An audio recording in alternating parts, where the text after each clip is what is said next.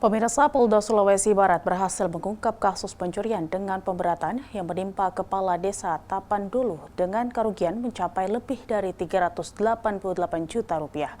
Kasus ini diungkap dalam press release yang digelar di lobi utama Mapolda pada Senin 24 November 2025. Berikut laporan dari Brigpol Emi Viviani Lubis, personil Humas Polda Sulawesi Barat.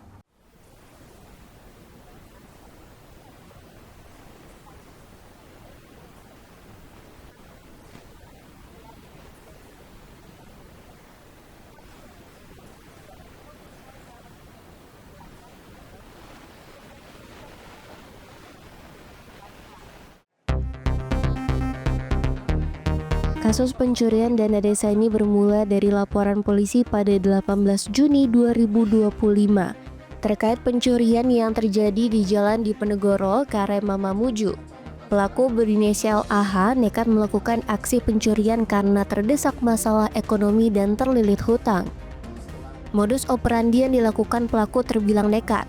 Pelaku A mengintai korban yang baru saja mengambil uang dari bank, kemudian pelaku mengikuti korban hingga berhenti di sebuah toko, dan pelaku merusak kaca mobil korban dan mengambil uang yang ternyata merupakan dana desa Tapandulu. Kronologis kejadian, pelaku menuju di sekitar Bank Sulselbar, cabang Mamuju dan mengintai orang atau nasabah yang keluar dari bank sambil membawa bungkusan plastik yang diduga berisikan uang. Kemudian setelah korban keluar dari Bank Sulselbar sambil membawa kantongan yang berisikan uang yang merupakan dana desa Tapandulu, kemudian pelaku mengikuti korban. Ketika korban berhenti dan masuk ke sebuah toko, pelaku menghentikan mobil yang digunakan di depan mobil korban dan kemudian turun dari mobilnya. Setelah itu korban mengelilingi mobil milik korban sambil mencoba membuka pintu mobil milik korban. Setelah beberapa kali mengelilingi mobil tersebut dan memastikan bahwa plastik yang berisikan uang berada di belakang kursi sopir dengan cara mengintip ke dalam mobil. Lalu pelaku menurunkan kaca mobil bagian belakang sebelah kanan secara paksa, yang dimana setelah menurunkan kaca mobil milik korban, pelaku lalu memasukkan tangannya dan membuka pintu mobil dari dalam, kemudian mengambil plastik yang berisikan uang, yang kemudian berlari menuju mobil miliknya dan meninggalkan tempat kejadian. 10.